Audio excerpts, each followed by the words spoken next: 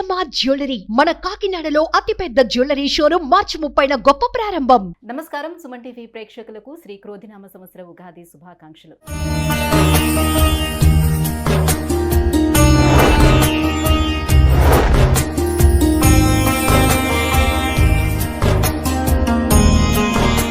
ఈ క్రోధినామ సంవత్సరం ద్వాదశ రాశుల వారికి ఎలా ఉండబోతుంది, అలాగే ఈ సంవత్సరం మొత్తం మీద నవగ్రహాల స్థితిగతులు ఏ రకంగా ఉన్నాయి అనే విషయాన్ని తెలియజేసేందుకు మనతో పాటు ఉన్నారు జ్యోతిష్య రత్న జ్యోతిష్య చక్ర వైభవ నిపుణ డాక్టర్ రాళ్లపల్లి రవికుమార్ గారు.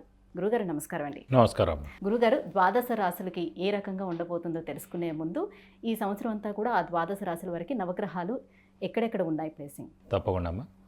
శరదిందు సమాకారే పరబ్రహ్మస్వరూపిణి వాసరాపీఠ నిలయే సరస్వతి నమోస్తుతే. సుమన్ టీవీ ప్రేక్షకులకు శ్రీ క్రోధినామ సంవత్సర ఉగాది శుభాకాంక్షలు. ముఖ్యంగా నవగ్రహాలంటే మామూలుగా బుధుడు కానివ్వండి, రవి కానివ్వండి, అవన్నీ 20 రోజులకి మారుతుంటాయి ఒక రాశి నుంచి ఇంకో రాశికి.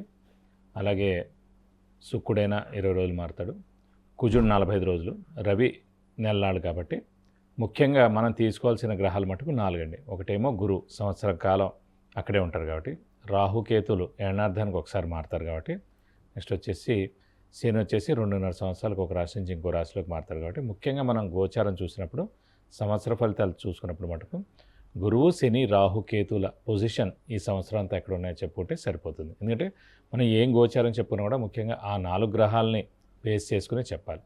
ముఖ్యంగా గురువు వచ్చేసి మనకి 1/5/2024 నుంచి వృషభ రాశిలోకి గురువు సంచరిస్తాడు. సో గురువు అక్కడ ఉంటాడన్నమాట ఈ సంవత్సర కాలం వృషభ రాశిలో.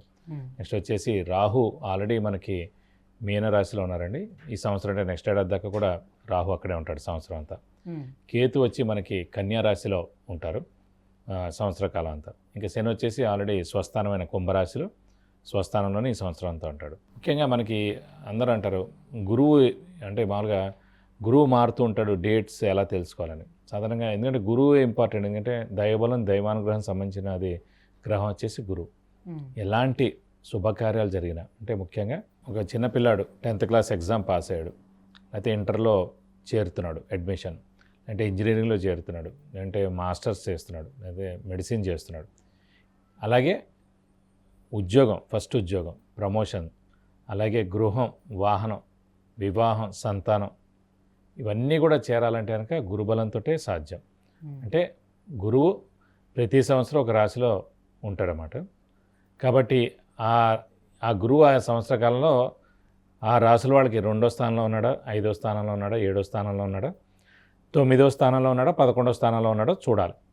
సో 2, 5, 7, 9, 11 స్థానాలు శుభ ఫలితాన్ని ఇస్తాడు గురువు. సో మన రాశి నుంచి ఎక్కడైతే ఉంటాడు. కాబట్టి ఆ గురువు అనేవాడు ఎప్పుడు మారుతాడని ఎలా తెలుసుకోవచ్చు అంటే, పుష్కరాలు ఎప్పుడైతే స్టార్ట్ అవుతాయో ఆ రోజు నుంచి మనకి గురువు వేరే రాశిలోకి మారినట్టమాట. సో ఈ సంవత్సరం నర్మదా నది పుష్కరాలు స్టార్ట్ అవుతున్నాయి, అది కూడా 1 మే నుంచి స్టార్ట్ అవుతున్నాయి. కాబట్టి 1 మే నుంచి గురువు వృషభ రాశిలోకి ప్రవేశించి సంవత్సర కాలం అంతా అక్కడ ఉంటాడు.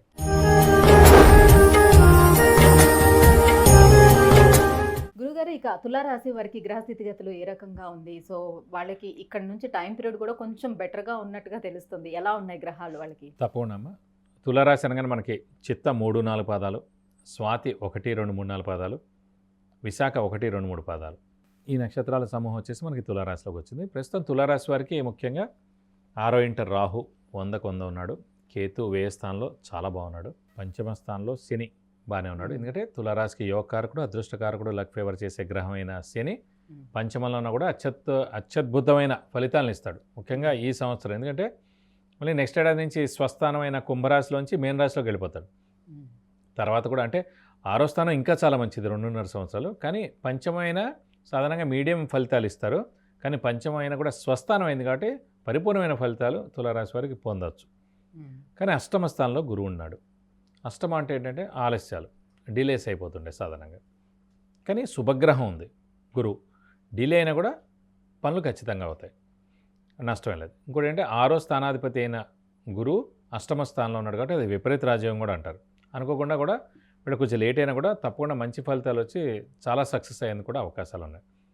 కాబట్టి గురుబలం ఒక్కటి తక్కువగా ఉంది, కానీ మిగతా శనిబలం, రాహుబలం, కేతుబలం పరిపూర్ణంగా ఉంది కాబట్టి అనుకున్న పనులన్నీ తప్పకుండా నెరవేరుతాయి, సక్సెస్ అవుతారు. కొంచెం హార్డ్ వర్క్ చేయాలి, హార్డ్ వర్క్ చేస్తే సరిపోతుంది. ఇది కాకుండా అదృష్టం అనేది పరిపూర్ణంగా ఉంది కాబట్టి కష్టం కొద్దిగా పడితే చాలు, దైవబలం తక్కువ ఉన్నా కూడా నష్టమేమి లేదు. కాబట్టి వీరికి అద్భుతంగానే ఉంటుందని చెప్పాలి. ముఖ్యంగా వ్యాపారస్తులు ఎవరైతే ఉన్నారో వారి మటు కొంచెం మిశ్రమంగా ఉందని చెప్పుకోవాలండి. ఎందుకంటే గురువు మెయిన్ అంటే ధనానికి కూడా కారకుడు, దైవబలానికి కారకుడు, ధనానికి కారకుడు. కాబట్టి ధనకారకుడైన గురువు అష్టమంలో ఉన్నాడు కాబట్టి ముఖ్యంగా మనం వ్యాపారం చేసినప్పుడు ధనం కోసమే మెయిన్గా, అంటే లాభాల కోసమే చేస్తాం కాబట్టి లాభం అనేది తక్కువగా ఉంటుంది. అందుగురించి అంటే కొత్త వ్యాపారం స్టార్ట్ చేయకూడదు, అలాగే ఎక్స్పాన్షన్కి వెళ్ళకూడదు. ఉన్నది ఏముందో అది జాగ్రత్తగా చేసుకుంటే సరిపోతుంది. అలాగే క్రెడిట్స్ కూడా ఎక్కువగా ఇవ్వకుండా ఉండడం ఉత్తమం. మిశ్రమంగా ఉంది కాబట్టి మిశ్రమంగా చేసుకుంటే సరిపోతుంది. నెక్స్ట్ ఏడాది నుంచి అత్యద్భుతంగా ఎలాగో ఉంది, గురువు భాగ్యస్థానంలో ఉన్నాడు కాబట్టి తర్వాత దశమస్థానం, తర్వాత లాభస్థానం. సో తులారాశి వారికి మూడు సంవత్సరాలు గోల్డెన్ పీరియడ్ నెక్స్ట్ ఏడాది నుంచి. కాబట్టి ఈ ఒక్క సంవత్సరం కొంచెం గురుబలం తక్కువగా ఉంది కాబట్టి వ్యాపారస్తులు కొంచెం ఆచితూచి మెలిగితే మంచి రిజల్ట్స్ వస్తాయి. విద్యార్థులు ఎటువంటి పరిహారం పాటించాల్సి ఉంటుంది? గురుబలం తక్కువగా ఉంది కదా, వాళ్ళు ఎలా? విద్యార్థులకి ఒక్కటే అదృష్టం అని చెప్తానండి. అష్టమ స్థానంలో గురువు ఉంటే తల్లిదండ్రులకు దూరంగా ఉండి చదువుకుంటారు. సాధారణంగా మన జాతకంలో కూడా లగ్నం నుంచి అష్టమ స్థానంలో గురువు ఉంటే కనుక తండ్రికి దూరంగా ఉండి చదువుకోవడం, అంటే హాస్టల్ కానీ అంటే మంచి యూనివర్సిటీలో ఎక్కడైనా వస్తే కనుక ర్యాంక్ రావడం ద్వారా వేరే స్టేట్ వచ్చింది అనుకోండి, వేరే ఊరు వచ్చినా కూడా వెళ్ళాలి కదా మనం, అలాగా. సో దానికి అడ్వాంటేజ్ అయింది కాబట్టి అందుకే నేను విద్యార్థులకి సువర్ణావకాశం. వాళ్ళకి ఖచ్చితంగా మంచి ర్యాంక్ వస్తుంది, మంచి యూనివర్సిటీలో సీట్ వస్తుంది, ఫారెన్లో కూడా వచ్చేందుకు అవకాశాలు ఎక్కువగా ఉన్నాయి కాబట్టి ఈ సంవత్సర కాలం పాటు వారు ఖచ్చితంగా వెళ్తారు, ఆ మంచి ర్యాంక్ సాధిస్తారు, ఆ సీట్ పొందుతారు, ఖచ్చితంగా యూనివర్సిటీలో వాళ్ళు చదువుతారు. కాబట్టి విద్యార్థులకి సువర్ణావకాశం అని చెప్పుకోవాలి. అష్టమంలో ఉంటే అల్టిమేట్ అండి, ఏం ప్రాబ్లం లేదు విద్యార్థుల విషయంలో మటుకు. గృహయోగం అది ఏమైనా ఉందా వీళ్ళకి? ప్రస్తుతం గృహయోగం లేదండి. అష్టమ స్థానంలో గృహాన్ని ఇవ్వడు గురువు, ఖచ్చితంగా మనకి భాగ్యస్థానంలో ఉన్నప్పుడే ఇస్తాడు. అలా లేదంటే చతుర్థ నెక్స్ట్ ఏడాది గ్యారంటీ, లేదంటే చతుర్థ స్థానం. సో 12 సంవత్సరాల్లో 2 సంవత్సరాల మటుకు గృహయోగం అనమాట. సో ప్రస్తుతం మటుకు లేదు, లేదనే చెప్పుకోవాలి. గురుగారు ఇంకా ఎటువంటి దైవారాధన చేసుకుంటే మరింత యోగ్యదాయకంగా ఉంటుంది వీళ్ళకి? ముఖ్యంగా తులారాశి వారు ప్రస్తుతం గురుబలం ఒక్కటే తక్కువగా ఉంది. ఎందుకంటే రాహు అందకొంది ఉన్నాడు, కేతు అందకొంది ఉన్నాడు, శని కూడా బలం బాగున్నాడు. సో గురుబలం లేకపోతే ఏమవుతుందంటే ముఖ్యంగా శుభకార్యాలు చేయలేరు, శుభకార్యాలు జరగవు. అలాగే ఒక వాహనం కొనలేం, ఒక బంగారం కొనలేం, ఒక మంచి ఇంటికి వస్తువు కొనలేం, అలాగే వివాహం చేయలేం, వివాహం జరగదు, సంతానం కలగదు, అలా అన్నీ కూడా డిలేస్ అయిపోతాయి అన్నమాట. సో అలాంటి గురువు అష్టమంలో ఉన్నాడు కాబట్టి గురువుకి సంబంధించిన పరిహారాలు చేసుకోవాలి.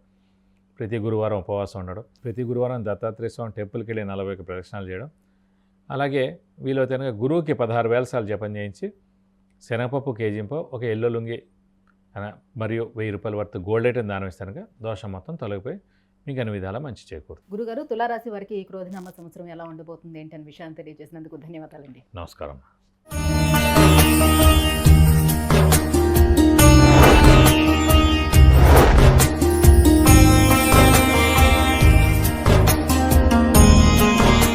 విద్య, ఉద్యోగం, విదేశీయానం, వివాహం, వాహన యోగం, గృహయోగం, సంతానం, ఆరోగ్యం వీటన్నిటి గురించి తెలుసుకోవాలంటే గురుగారు అపాయింట్మెంట్ కోసం కింద స్క్రోల్ అవుతున్నటువంటి నెంబర్లకి మిస్ కాల్ ఇవ్వండి, లేదంటే మెసేజ్ చేసి అపాయింట్మెంట్ తీసుకోవచ్చు. సుమన్ టీవీలో మీ పర్సనల్ అండ్ బిజినెస్ ప్రమోషన్స్ కోసం కింది నెంబర్కి కాంటాక్ట్ చేయండి.